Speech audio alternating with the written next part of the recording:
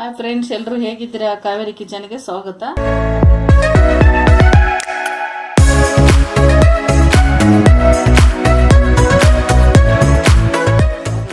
ಇವತ್ತು ಟಿಫನ್ನಿಗೆ ರಾಗಿ ಹಿಟ್ಟು ದೋಸೆ ಮಾಡ್ತಾ ಇದ್ದೀನಿ. ನಾನು ಅದು ಮಾಡೋದು ಹೇಗೆ ಅಂತ ತೋರಿಸ್ತೀನಿ ಬನ್ನಿ.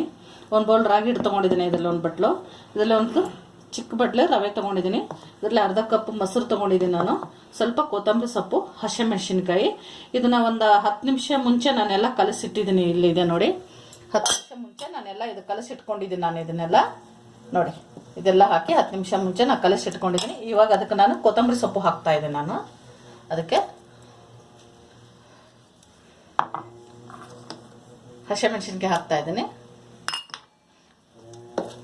ಚೆನ್ನಾಗಿ ಮಿಕ್ಸ್ ಮಾಡ್ತಾ ಇದ್ದೆ ನಾನು.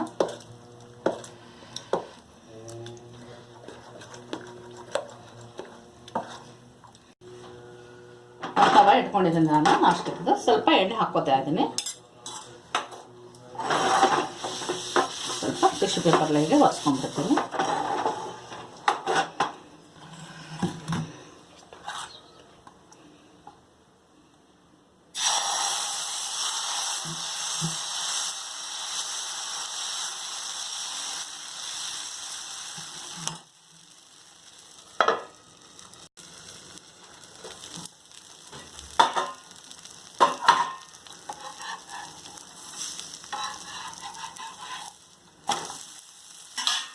ಸ್ವಲ್ಪ ಎಣ್ಣೆ ಹಾಕೋತಾ ಇದ್ದೀನಿ ನಾನು.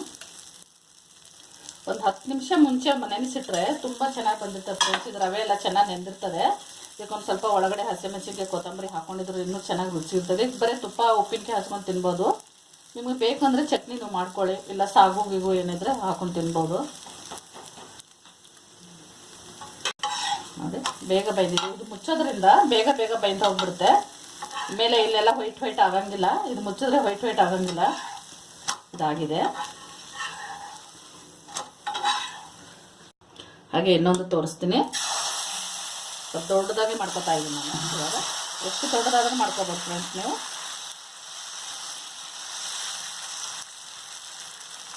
ಸ್ವಲ್ಪ ಎಣ್ಣೆ ಹಾಕೋತಾ ಇದ್ದೀನಿ.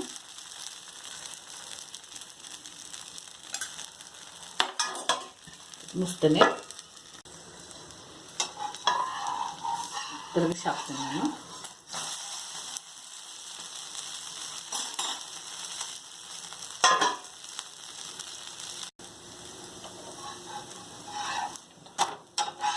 ನೋಡಿ, ಆಗಿದೆ ಫ್ರೆಂಡ್ಸ್. ಇದು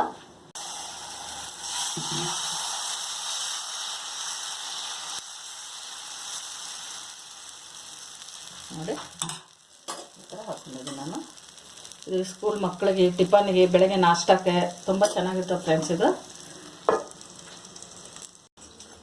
ತುಪ್ಪ ಹಾಕ್ಕೊಂಡು ತಿನ್ಬೋದು. ನಮ್ಮ ರಾಗಿ ದೋಸೆ ರೆಡಿಯಾಗಿದೆ. ರಾಗಿ ರವೆ ದೋಸೆ ರೆಡಿಯಾಗಿದೆ. ನೀವು ಒಂದ್ಸಲ ಟ್ರೈ ಮಾಡಿ ನೋಡಿ.